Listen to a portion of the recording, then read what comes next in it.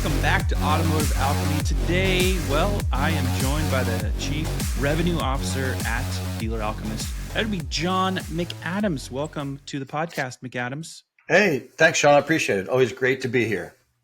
Yes, for people that know John, you might actually be on that first name basis, but if you really know John, then you might call him J-Mac, right? People that get on the inner circle. Right. So today on the podcast, we're talking about websites. This is an area of business that Dealer Alchemist has been, not in a negative way, but a very deliberately and methodical approach coming to market with a website platform that they spent a lot of time in 24 getting ready. And I thought this would be a really good time to start on the podcast talking about websites from a perspective first around just kind of understanding historically where we've been. And the reason why this episode, I think for anybody that likes to watch and or listen to it is really going to like having McAdams on here is John has deep experience on both sides of the industry. So while he's been an executive in a few different companies on the service provider and vendor side,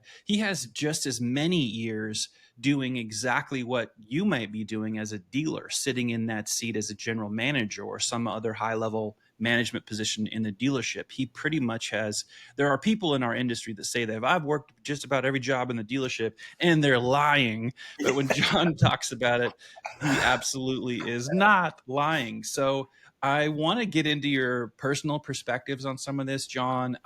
It's Sure. probably going to feel like softball game for you, but the first place I want to just let you go is just give us a little idea of your journey in auto on kind of how you transitioned from the retail side of dealership to then vendor side. And I think maybe that means that you've done a little bit of both, where you've been and you've kind of gone back, which, Correct. and this is what I want you to speak to a little bit.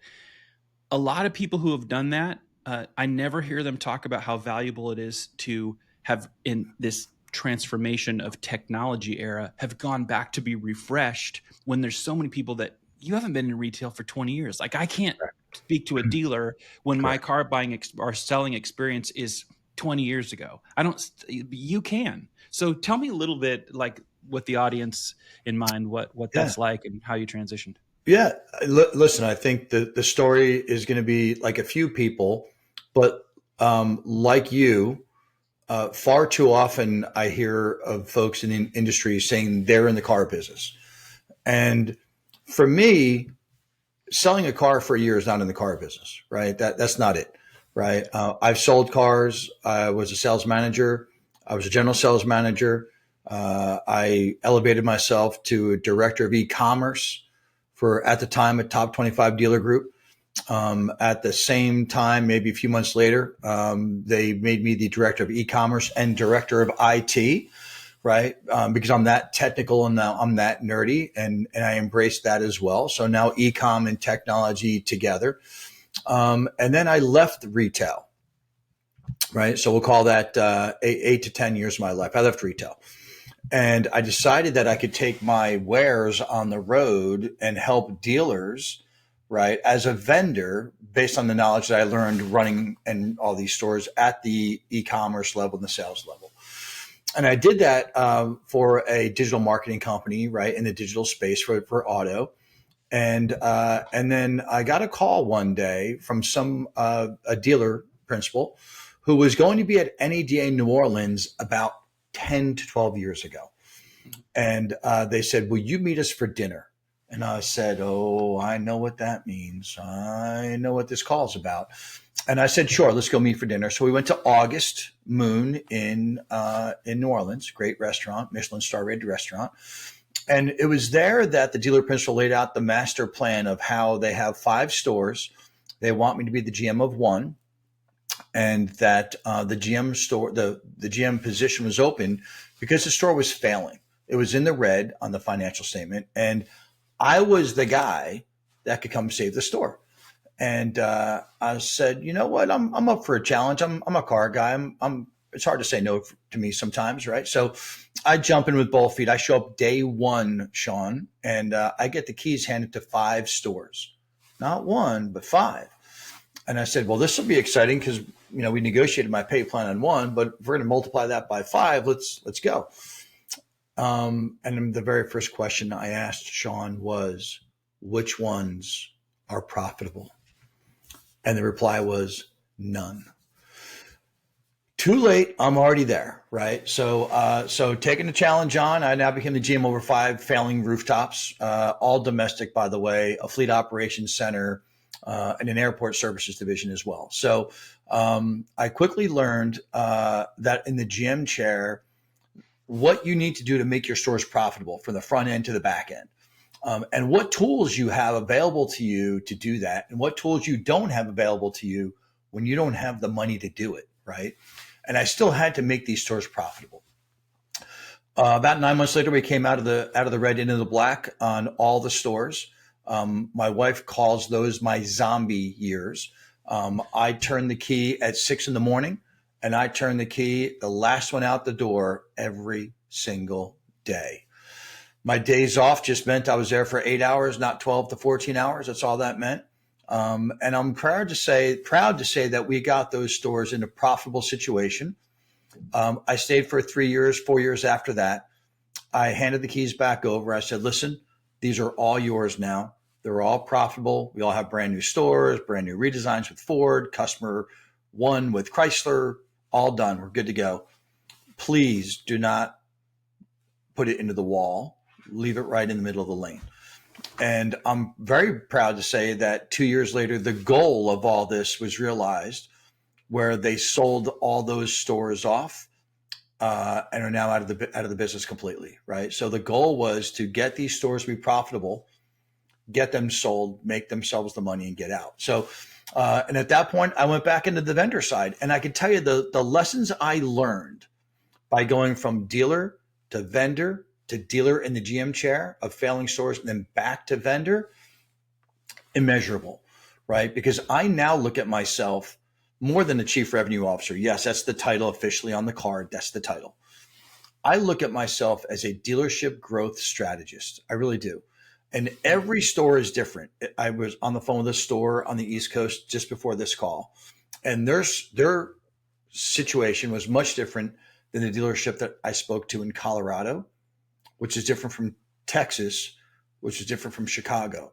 And in each station, I had to pull from my knowledge and my entire vault of information that I've had from vendors to dealership operations to figure out how I could help them grow their store, whether that be from a fixed perspective or a variable perspective. So I'm really happy that I'm able to help not only individual dealers, but groups, and more importantly, the industry grow from a technology and a dealership process perspective.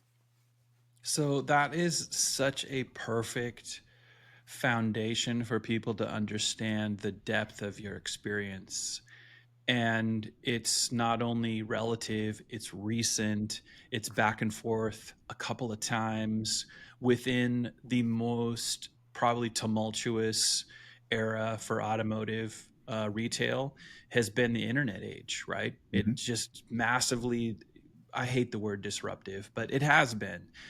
It's made a whole lot of dealers feel like sometimes like, what are we doing with ourselves, when it's actually technology's grown so fast, it's been difficult for most people that we're just trying to sell cars and service cars and make our customers happy. But now they've got a layer of technology that comes with training and retraining and a different type of employee that just isn't just great at being a conversationalist and selling product, but you get it. So what an awesome foundation. Yeah. Let me ask you this. When you think back to your whole experience on the retail side, what were some of the, relative to dealership websites, what were some of the bigger challenges that you like ran up on in the dealership world with websites?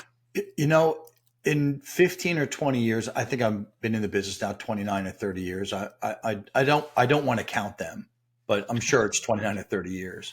Yeah. From a website perspective, there's still blocking and tackling that needs to be done. And when I started think about this, when I started in this industry, nobody had a dealership website. Not a single store in America had a dealership website. We may have used at the time bulletin board systems, BBS systems, to go try to find leads and farm leads. If you remember those old days, or Oh, yeah. somebody would fax you in a lead and you run to the tower and go. There'd be paper all over the floor and you'd fight over a paper lead. There was no websites at the time, so when the brick and mortar was faced with digital and websites, we as an industry, we kind of caved in a little bit. We're like, they're going to take our brick and mortar business and take it all online, and there'll be no need for us in the retail world. In reality, there are two sides of that coin, Sean. One coin said, embrace it, lean into it, and win it. The other one said, run away from it because I don't know what it is. I ran into it because I had a technology background. I was thriving on it. And my mentality was, I know we can win this game as long as we have the right pieces. So when I became an e-commerce director, my dealer principal of this top 25 dealer group knew that about me. When I got to that store, 600, 700 employees deep, 15, 20 rooftops. Do you know how many computers they had in the store? Not DMS systems, not green screens. You know how many computer systems, how many computers, personal computers they had at that group? One. And it was the dealer principal's assistant so that they could do letters. When I left there, we had 500, 600, computers. Everybody had websites, right? It was a whole different world. Back then, it was the Wild West, right? Flash was around still, and people were like, oh my gosh, a Flash website. But, others said Flash wasn't good, and some people said Flash was good. And there was always this yin and yang, this pull and this pull, no matter who you spoke to. But at the end of the day, back then, as it is today, there's still one underlying delimiting factor that will prove you're successful or not when it comes to websites. And that's the almighty conversion rate, right? If you have 10,000 people come to your website and you convert at 2%, you've got 200 opportunities to work. I don't care if they're good or bad. That's just the number.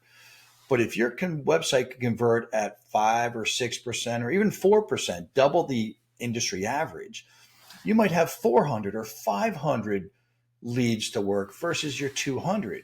So in my mind, what's old is new and what's new is old. Listen, the websites are better now. They're built faster. They're built in React platforms. They're built in cloud technology. So they're super fast. They're super reliable. There's all kinds of great things about websites today. From a technical perspective, we didn't even think about 15 years ago. Mm-hmm. But 15 years ago and today, if I was running my store, like I had to fix my 5 stores when I got there, I focused on one key metric for my website. And that was, can I drive traffic to my website, low funnel, ready to buy traffic to my website. I don't want the garbage, but low funnel, ready to buy traffic. And can my website convert it at 1% more or 2% more than my competitors? And if the answer was yes, I knew I could win that game, because after that, it became people and process, right? So I take the leads, I convert higher, my people and my process take the ball to the end zone and win. Or my other choice, Sean, is I could start buying a lot of third-party traffic, which in my day, my dealer principal was so against third-party traffic. We were not allowed to have third-party providers because in her mind, if you're really good, John, you shouldn't have to have a third-party provider. So fix my websites, make sure I organically rank, and make sure I win that battle. So what's old is new again. It's still conversion rate. Well, that's my favorite answer as well. If these roles were reversed, I would have said the exact same thing. Conversion is always the thing that really nobody wants to talk about. And it's kind of been that way for a long time. We're getting into decades of why are the website providers not even held accountable to improve in that area? It's not as if website providers haven't continued to charge a premium for their services, but it's all been focused and fixated on we're mobile friendly, like all the years we're mobile friendly. Like there was all the fights between, well, these guys are seamless, right?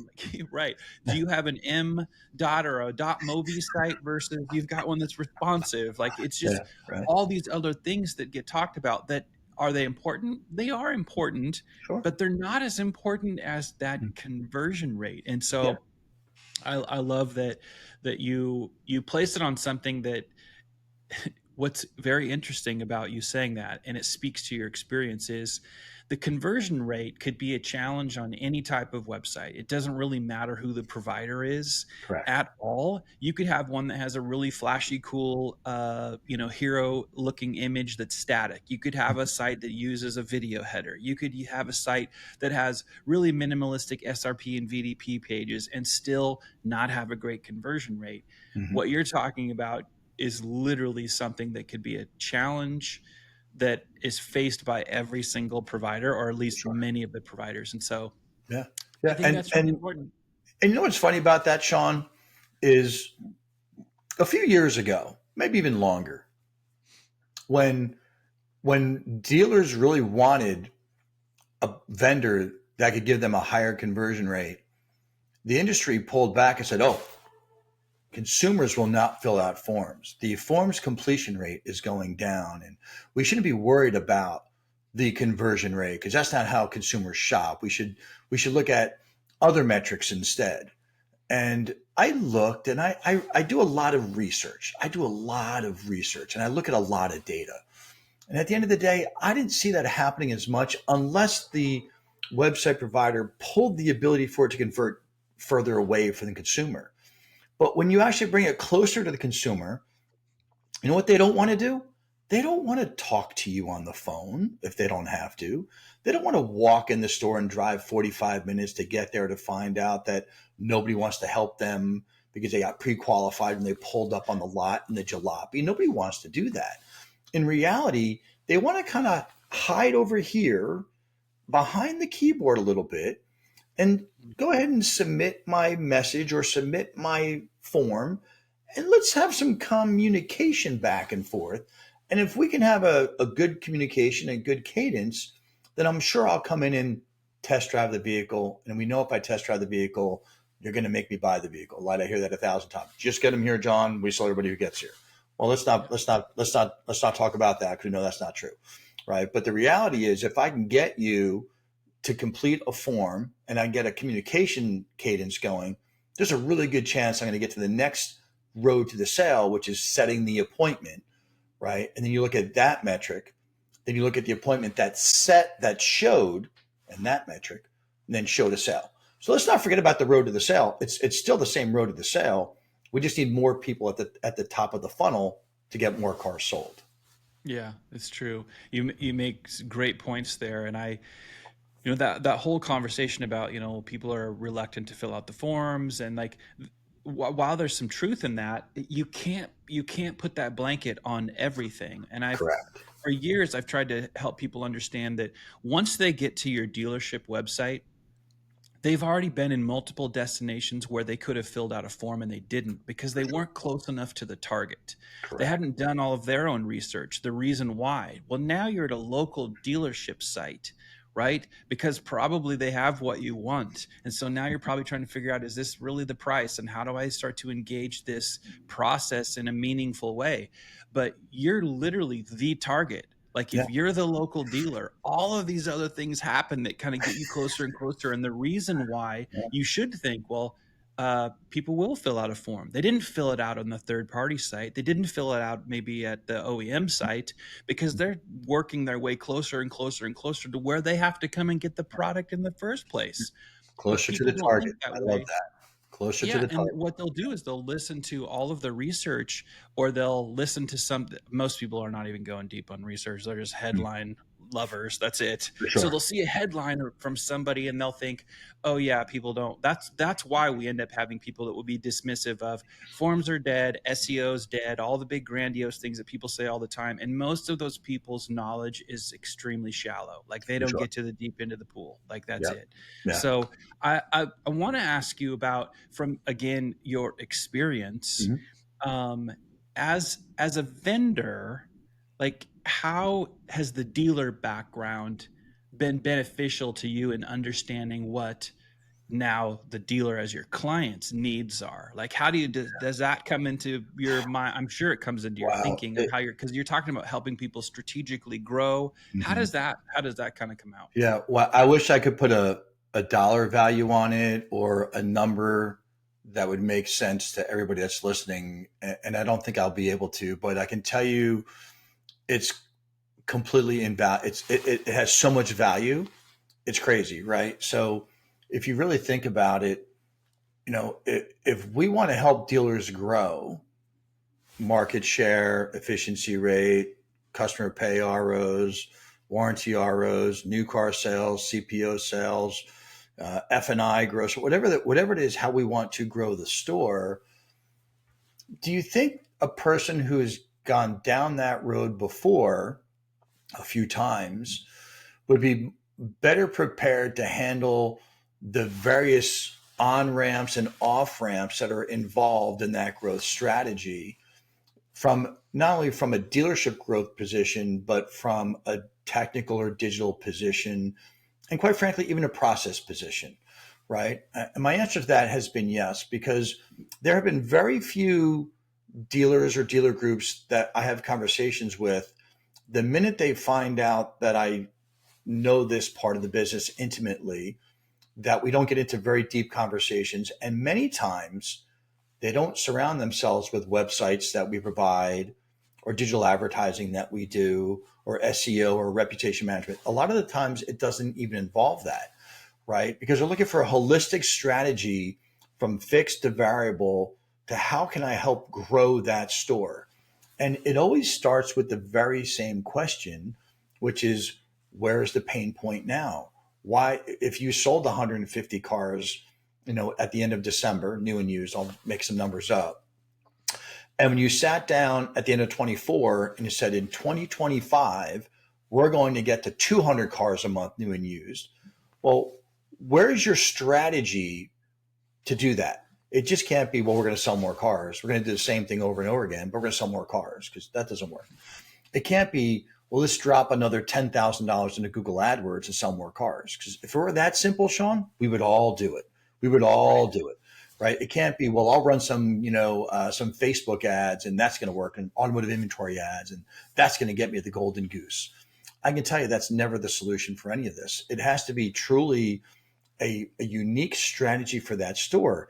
And you have to use multiple data sets. You have to look at where they're currently winning in markets, where are they losing in markets, and not only just by vehicle sales, but all the way down to the model and the trim level.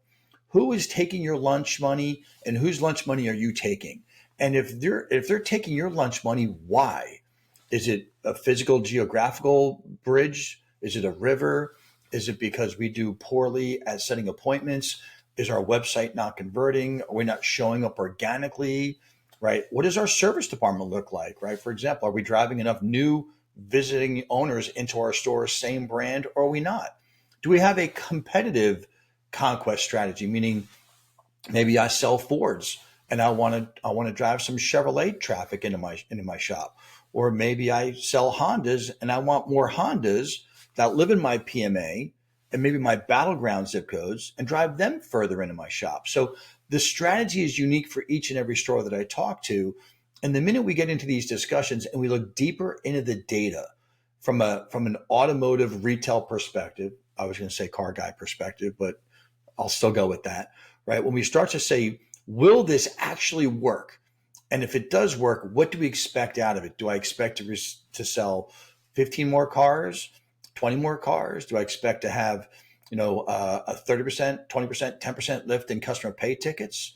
Do I want to have more internal ROs? By the way, nobody talks about internal ROs, but if you have a really great process to buy late model, low mileage, one owner vehicles that you bring them into service, right, and you turn them from the back to the front, that's going to create an RO, an internal RO, that we know the shop makes money off of.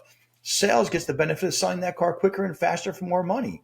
So why aren't we talking about those things, from customer pay to internal to warranty to new to CPO to used, right? Why aren't we talking about those things holistically to grow the store? Because that's, in my mind, that's how I solve the problem at my stores. Is I look from the front to the back, and I figured at each level, how do I increase each level working together, not separately, working together.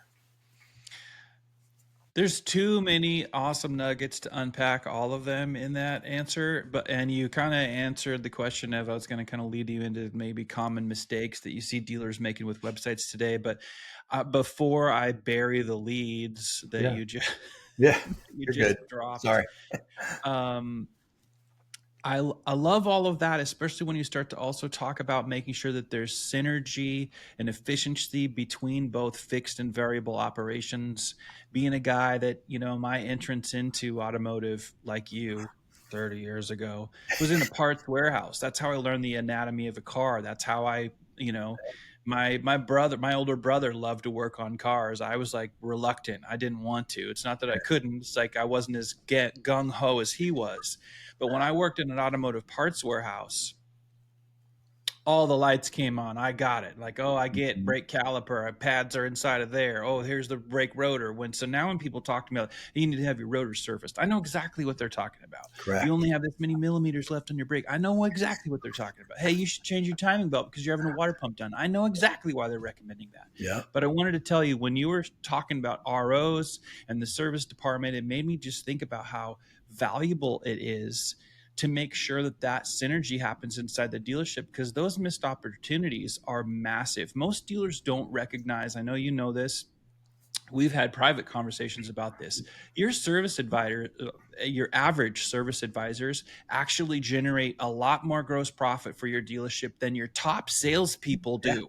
Oh yeah. Right. Oh yeah. Oh yeah. So Yeah. they certainly talk to more customers and have more dialogue with customers than your salespeople do. Correct. And it's so critical to make sure that you're thinking about how the whole thing operates together as opposed to siloing things in a Mhm. business that really is meant to feel like this big, Correct. kind of mixed up, punch of awesomeness. And you Yeah. hit a bunch of stuff in there. Like I love that. You Yeah. dropped so much great stuff in that answer. Yeah. One thing before you move on from that, Sean, Yeah, yeah, I'll say go this. ahead. One thing that I learned from a mentor early on at the top 25 dealer group that I had, um, and he was a young dealer principal at the time. He was building massive stores in places they told him not to do it, but he had the fortitude and the foresight to know that he was going to grow this into a top 25 dealer group. And he said a couple of things to me that resonated with me. The first thing he said to me, if anybody in my dealership walks by a ringing phone, it'll be their last day here. And that resonated with me to this day. Mm-hmm. And that's how I ran my store in those. If anybody walked by the phone and you did not pick it up, and I spent hard earned money to make that phone ring, you don't deserve to work here at my store. No different than if I go outside and I see a piece of garbage on the ground, let's pick it up so our guests don't have to see that, right? He had that mentality, like make sure we're doing the right thing even when nobody's looking, the old, Henry Ford saying, right? But he truly believed it. The other thing he told me was, if you want to truly know how a dealership operates efficiently, as a GM or as an operator, spend time in service. And I don't mean at the service advisor's desk or the service director's desk. I mean, go into the shop and put a pair of jeans on and put a blue shirt on and go see how to change an oil pump or an oil pump, or go figure out how to change out a tie rod. Go figure out how to pull the exhaust off and put it back on. Go work on the calipers and the rotors and all that, right? Because that will then make you a better operator up front. And I can tell you that it did. So when I had the opportunity to go run those 5 stores, as a GM, my first spot as a GM over 5 stores, crazy to think about even today. It makes my hair on the back of my neck go up a little bit.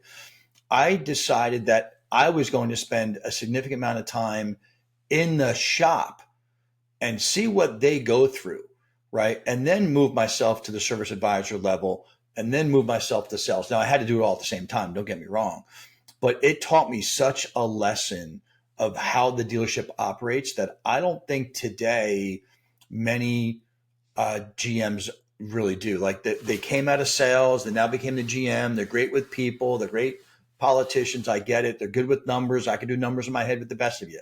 But at the end of the day, I could also turn wrenches in the back. And the technicians that I became friends with are friends to this day, and they're like, "Are you going to get back into retail, John?" I'm like, "Probably not. Not unless my name's on the building. Probably not." Right? Because I ran such a cohesive fixed ops and variable operations across 5 dealerships that I don't want to say it was harmonious, but it was pretty harmonious almost every day. And we all had one goal in mind: growth. It was always about growth. Growth. If growth meant sales and service, growth meant sales and service, not just growth in sales, growth in sales and service. And you have to contextualize that when you think about what you're doing with your website, regardless of who your provider is.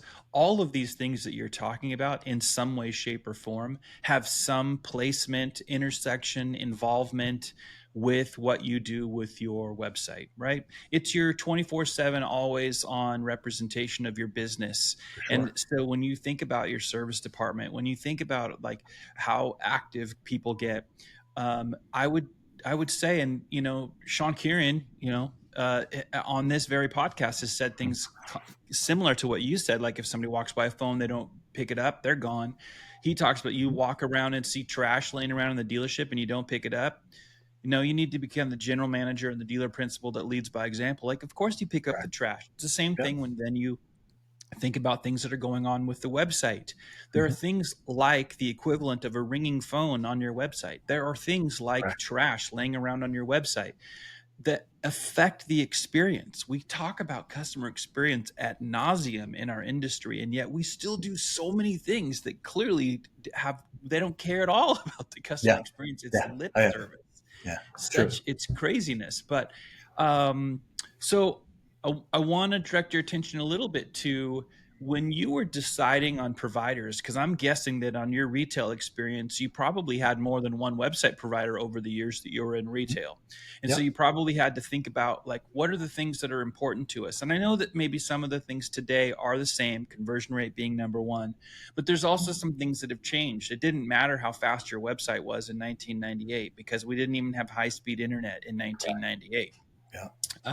We didn't have to worry about Wi-Fi and all these things before the year 2000. But then, of course, mid 2000s and, of course, on. There's a lot of different factors. But when you think about your retail experience on decision making from old to current, if you're talking to a dealership who's really mindful of we need to grow and our Mm-hmm. website decision needs to factor this growth part of what we're doing, what are some of those factors? Maybe some of the old ones, maybe the ones that are fresh today. What would those be if you're trying to decide on a website provider? Yeah. Yeah. I think that's a fantastic question. Right. And, you're right. Speed wasn't really a factor back then. Now it is, right? Next year, 2 years from now, maybe it'll be another factor, but one that's probably number two.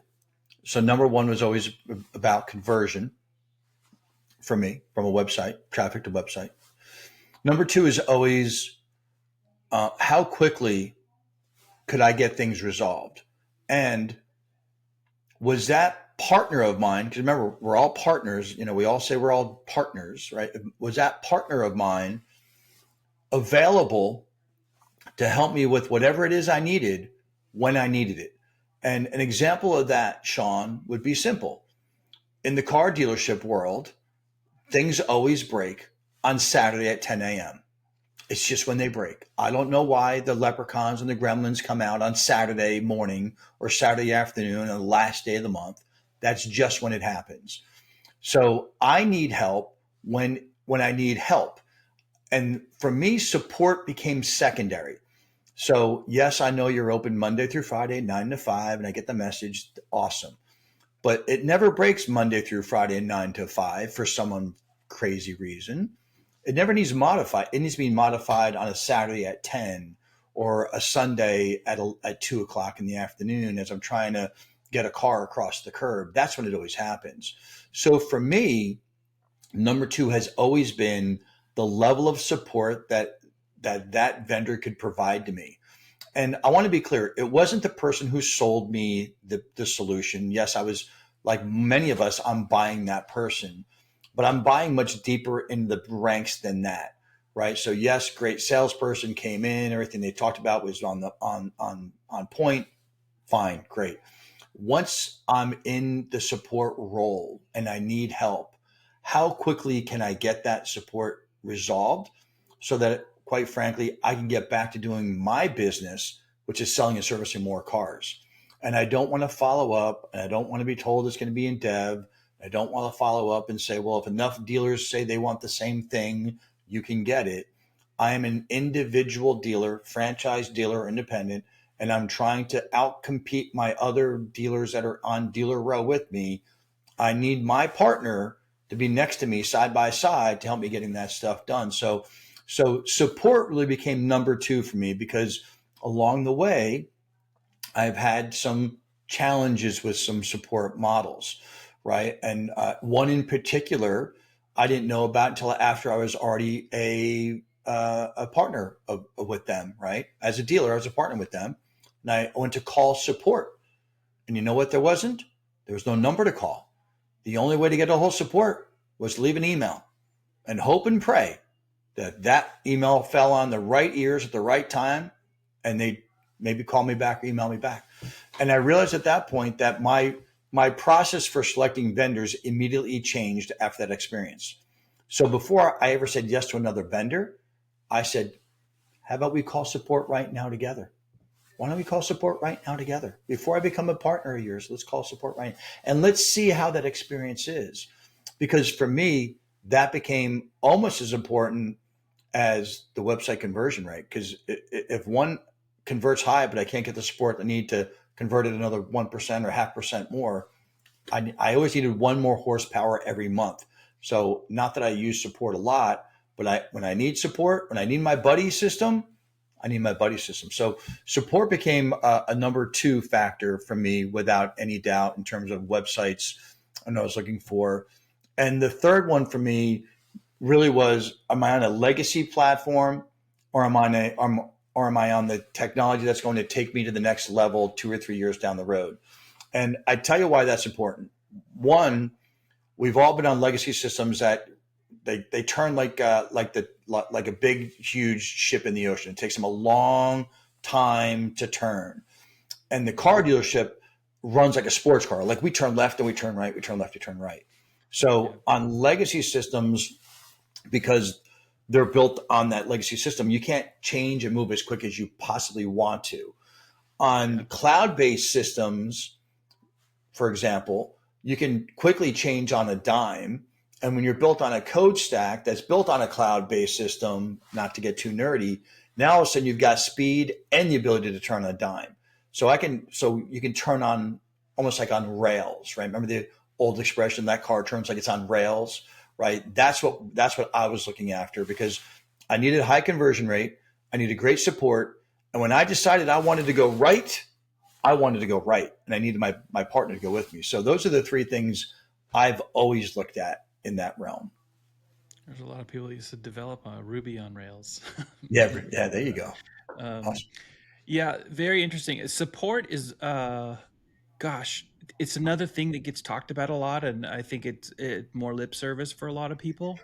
And if you think about not just legacy technology platforms from website providers, but the legacy of websites and automotive in general, I want to say giant killer, but it's maybe not giant killer in terms of they lost a majority of market share, but some of them didn't matter how big they got. And I won't name all their names because then people will get mad and they'll think we're like trying to throw mud and Yeah, cowboys we on won't do people. We're that. not doing that. But you and I have been in this game for a long, long, long time. And we know who the first website provider was and then all the rest that came after it. And every single one of them that rose to a certain level of prominence and size and market share, their downfall was support. And whether it completely took them out of the game, because some of them are still in the game, but Mm-hmm. did it have an effect on them? Every single one of them it did. It had an effect on, well, next time your consumer can move on, they're going to churn out and try somebody else now because your support's terrible and you promised that it would be better. And worse, because I'm a marketing guy, I love sales, but at heart, as a marketing guy, for me it's all about brand and reputation, and what are you doing to make your brand matter to somebody. And let's just say I won the heart and the mind of John McAdams as he's trying to grow these dealerships to a place they've never been. Mm-hmm. You're basically bringing them back from the dead. And so as you're pulling off this miracle, my brand building, my marketing effort, and the reputation of my company of great support got Right. you to say yes in your Mm-hmm. time of need. And then all of a sudden, I got too big for my britches or my overalls or whatever the heck I had on my Yeah. lower half. I Yeah. got to that point, and then it was okay for a while, but then it wasn't. And you and I could sit here and name drop on companies that that's happened to. For sure. And for dealers listening and or watching, you've felt that pain. If you've been in the dealership world for a long time, on either side of it, you're in the retail side selling and servicing them, or you're on the service provider side, especially if you've worked at, you are at, or you have worked at a website provider, you know exactly what we're talking about. And yet it's still mostly lip service. How many people right now are trying to champion, no, you're going to have a different support and service experience if you choose us? Yeah. Nobody right now in the website world is really talking about that. It's thrown in because they're all trying to talk about the next thing that keeps them from having to talk about what you just dropped. Mm. Conversion, they don't want to talk about it. Yeah. For sure. Right? They Yeah. don't want to talk about these things that are really, really critically important. So Yeah. really, really good stuff. I'll keep this train a going. Yeah. Let's go. Woo-hoo. I know, choo choo. When you think about, and I'll give you an example of when you're thinking of advising, especially around this. I love the growth advising. A lot of people talk about it, but you're actually putting detail behind kind of how you think about this from both sides of your experience. When I think about advising dealers and advice I've given to dealers over the years around decision making of websites, there's been a lot of times, and when I've worked at website providers, I don't think they always particularly liked this, but I would advise dealers, and I probably would still tell them that this is something to consider today, which is, do you really need revolutionary change or evolutionary change? And I can't remember where I heard this. I think it was from the book. You should test that, but it might be different. Chris Goward, awesome book on conversion and all. It's a really old book, but it's still very awesome. But revolutionary change is you're just ripping the whole thing out and starting over with a brand new provider. And you might need to do that because they might not be checking any of the boxes. Catastrophic failure, that is the move to make. Mm-hmm. But there are also times when I tell dealers the best advice I could give you is once you've assessed all of these things, that maybe it's not revolutionary, maybe it's an evolutionary change where you start to make a few changes. And then I also will tell dealers, if you don't know even what I'm talking about, and it just all went flying across your head, but you know something's not right, then start with the evolutionary things, which means you know that your site doesn't convert well. So you have that conversation with the provider to say, can we even improve it by 1/4%? Because that's actually still significant in this day and age. 0.5%, significant in this era. So you start there. And if they can't improve and you give them a timeline, let's see what we can do in 30 days, For 60 sure. days, 90 Yep. days, however long you want to give them. Mm-hmm. Then you go to the next thing. Okay, well, I don't like the user experience here, blah, blah, blah. I don't like how digital retailing isn't working with the site, whatever. When you think about the advice that you give dealers based on how you're going to advise them on decision making to have better growth, what are some of the top things that come to mind? Or what is, if there's one top thing, what is it? Yeah. Here's what I'll tell you, Sean. If your truck breaks down on the side of the road, do you immediately just rip out the engine and try to put a new one in? Or do you start to troubleshoot it and say, you know what, maybe it's my starter. Maybe it's just a solenoid. Maybe, back in the day, you used to have distributor and points. Maybe something simple failed, right? Maybe it's just the battery. Who knows, right? But I'd say that's the right approach to do this with, right? Because ripping everything out and changing it certainly will have an effect. It can be positive or negative. But until you've really diagnosed and given the proper thought pattern as to what you're looking for, set yourself up with what you believe the benchmarks are, right? And the best advice I could give anybody while they're doing this is, as you find KPIs that you think are valid, challenge those KPIs and see if they fit for you in your store, right? If everybody in the world says that you should convert at 1.8%, And you're like, well, 1.8%, that's the number I go for. But if you say, you know what, I challenge that 1.8%, and I want to get 4% or 5%, whatever your number wants to be, and do that for a couple of different metrics that you're looking at that you want to change. Because remember, in order to grow, things have to change, right? So you want to sell 200 cars this year versus 150 a month last year? Well, something's going to have to change. Do I rip the engine out, or do I just need to change the tires, right? Maybe I'm going to go faster, further, or maybe it's snowy and I need to put, snow tires on. There's always a reason that we have to look at that, right? So I look at it as a three-legged bar stool, right? I really do. Three legs. One is, I almost put my middle finger up. Sorry. One would be car guy. We start with that way, right? One would be look at your website and look at what your conversion rate is. Look at your sticky factor and decide if that's where you want to be to grow your store.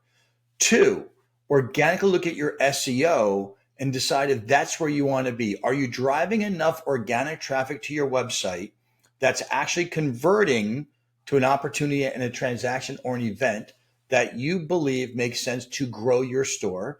And in my discussions, we come up with those metrics together, the dealers and I, because we have to hold each other accountable for those numbers, right? At the end of the day, if we're going to hold your people accountable at the dealership level and your partners, we all have to be working in the same direction. So if I drive more leads in and you're not setting more appointments and not closing those appointments down, I'm probably going to go churning back through CRM and find out that maybe 4 or 5 of them, maybe 6 or 10 of them were marked dead because you got one phone call in and decided that was too much work. Well, let's fix that process, right? That's not a website process. That's not an SEO process. It's not a digital ad problem.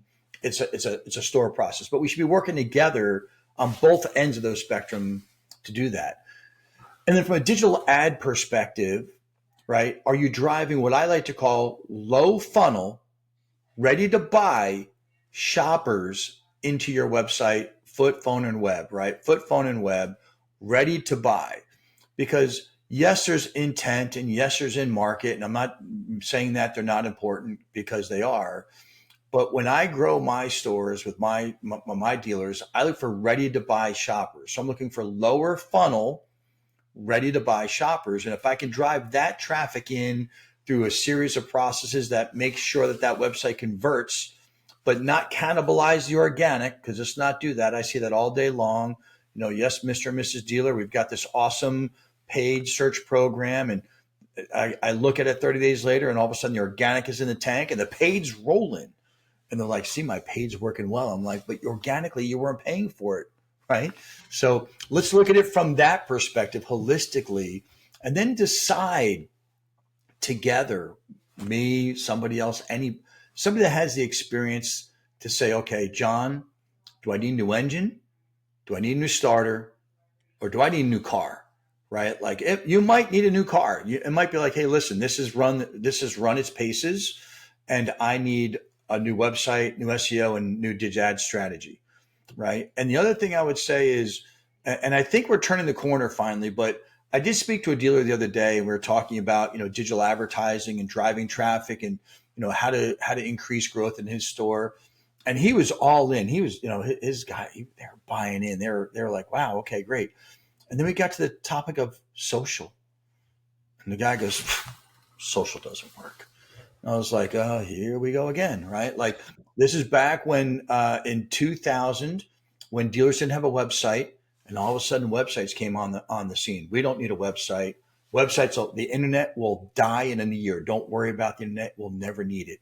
Well, trust me, social's not going anywhere, right? And it should be part of your overall marketing mix, whether it's from a paid perspective, organic perspective, but we can't ignore it, because believe it or not, some people do not use search engines to look for stuff, right? Like, if I were to do a poll right now of people, I'm probably one of them.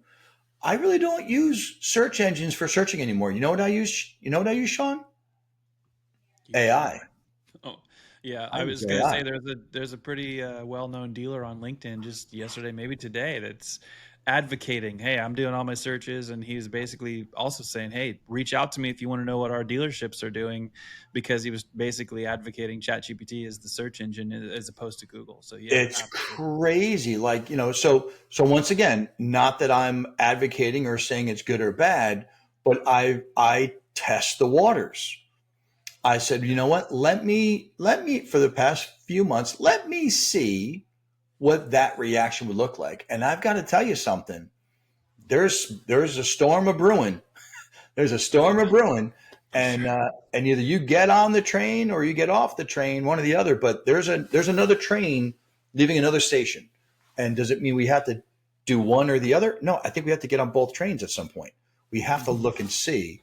So I would be very mindful of what's out there and how to use it, and don't be afraid to try it. And even if you were to fail, right? Listen, if I started doing searches on AI platforms and they failed, I wouldn't stop. I would just see if it ever got better, because it's getting very, very, very, very good. Yeah, I mean, you covered a bunch of stuff. In fact, you covered things that probably in my last handful of questions, I think you got most of those things that I wanted to ask you. And it's interesting that you kind of landed on using ChatGPT or something similar, but in this case, ChatGPT to do searches as opposed to Google. It's isn't it interesting? I mean, you and I have been in this industry for a long time, and for I don't know, probably until very recently for some people, probably until they saw this episode for some people, they never Yeah. thought, you mean there's a threat to Google's dominance of the search game? Mm-hmm. Oh, yeah. And that's been creeping on them for quite some time. It started creeping Yeah, on them even before the COVID era. for But sure. certainly the COVID era was like detrimental to their search business because people were just like, we don't need all that. Just cut it, cut it, cut it, cut it. And then Mm-hmm. they've tried to, of course, restore and bring some of that back. But then they've also made all these changes, the enhancements they call enhancements, PMAX campaigns. Yes. PMAX campaigns, while that's basically their way of saying just answer all these questions and load up the assets, and then it'll do all these things for you. Correct. Which to some businesses, okay, maybe that's super helpful. But in automotive, that isn't particularly super helpful because they locked things into PMAX that you can't Mm-hmm. really Get out of. see the same Yeah. way, and you can't manipulate and change the same way that you used to when it was all just kind of wild and free and not in there. So anyway, there's been threats to the dominance of Google search game for a long time, and it is very interesting to see what's happening now. And I don't remember if I Yes. shared this with you or not, but because I talk to so many people around B2B marketing and sales these days, I talk to a lot of salespeople. I talk to a lot of folks that, prospecting's dead. Everyone hates making cold calls. I hated making cold calls. Cold door knocks, cold emails, cold Yep. everything sucks. Yeah. And then I started to think, I mean, I'm in AI for lots of reasons. Anybody that follows me on LinkedIn also knows I'm doing all kinds of generative AI stuff with Correct. Midjourney and videos and stuff. But I also do stuff that I don't really post on my LinkedIn or tell people about. And I might have told you that is, I have used, as if I were a salesperson, Mm-hmm. I have taken the example of I'm going to pretend like I'm a salesperson in the Dallas Fort Worth market. In fact, I'm not even going to consider Dallas because Fort Worth is cooler than Dallas. Suck on it, Dallas. But I'm just going to say in the Fort Worth market, I Yeah. want to know all of the domestics. I want to know every Ford, every Chrysler, Jeep, Dodge, Ram store. I want to know all the Chevy and all the GM brand stores in Fort Mm-hmm. Worth. Go and search the web, and I want you to create a spreadsheet with Yes. every general manager, but only if they have an email address. And Mm-hmm. then you could say, well, I also want a personal phone number, not the sales number. If that's there, throw the phone number on as well, Yeah. and make me a prospect list. Mm-hmm. Right? So many people are always clamoring for, can I get that stuff? Done. Well, even with hidden email addresses on websites, oh, guess what? Mm-hmm. AI will blow your mind with Yeah. giving you a fresh crop of, I just got 20 prospects to call today. Yeah. So for not for you as a executive in the company, but I'm sure that you have those conversations with salespeople who are like, how do I, I gotta get out there and stay hungry. Like I'm a squirrel trying to gather. Like, Sure. Yeah. okay. Yeah. Well, what are Yeah. some of the tools you can use? You couldn't do that with Google. You No, can't, it won't do the same thing. Could you find some of it? You might find some of it, but it's not going to drop it into a tedious. spreadsheet and start a whole workflow and a process for you. If Correct. you also say, hey, this is what I sell, and here's my voice, and call and basically build a custom GPT and say, help me now build this into my process. Yeah, Give me the like the first thing that I would say to these people. Like, it blows your mind. So it it's does. interesting that you say that, Yeah. because I think Back in it's the day, neat. Sean, when I was selling cars and you were selling cars back in the day, Yeah. you know how we networked to sell more cars? We went to the Applebee's or the local bar Right. after work, of course, not in a Yes. demo, and we would pass our business card out, right? And to everybody we saw, the county fair, the bakery, the Dunkin' Donuts, the Home Throwing them Depot, everywhere. Yeah. everywhere, and we got our name out, and that's how we secured our livelihood by creating our own leads for the dealer. Yes, Yep. maybe I took one or two fresh ups because I needed to get to a number, but I generated a lot of my own business by doing that, right?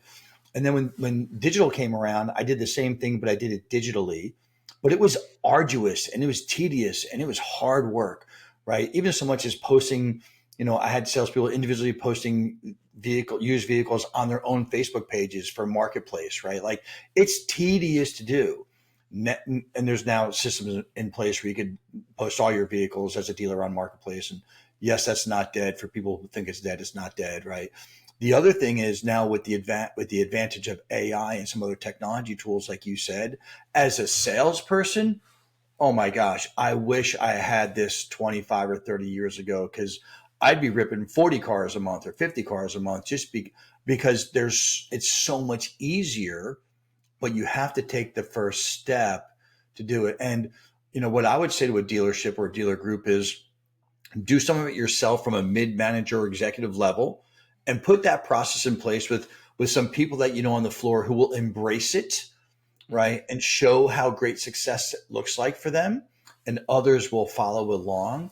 Because just what you said, Sean, from a B2B perspective, it also does B2C, right? But you have to just lean into what's available and out there today.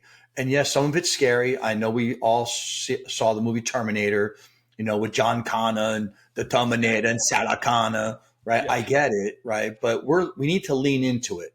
We shouldn't be contracting at a point where this is going to help the industry be better and really grow the dealership or grow the industry. Because I'm quite impressed with what I've been able to do myself from some AI tools that are out there. I can imagine what some even more process oriented folks are doing in this business than I am with it. And I would recommend that dealers kind of lean into that right now. I know everybody's using AI as a buzzword. Everybody's using CDP as a buzzword. Great buzz. I remember when CRM was a buzzword. Oh, CRM. Does anybody have a CRM tool? It's a new thing at NEDA, right? Yeah. Listen, it's all great. It's all going to move this business forward, but start to lean into it a little bit more, right? Don't be closed off to some of this stuff, because I think what you'll find is there's going to be success in each one of those steps that you take.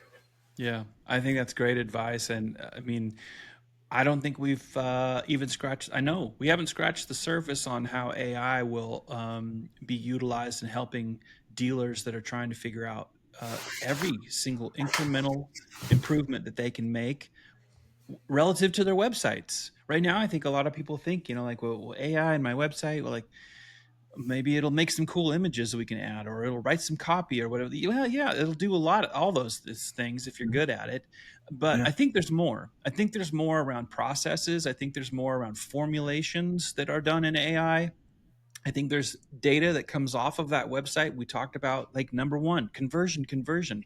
I think there are projects and formulas that need to be gone through in terms of some of the data points from the journey that will also, AI will like light up the world in ways that we're not seeing, and it's underutilized. So I think all that's Something I read the other day, nothing automotive related, but I'm going to put it Mhm. out there anyway.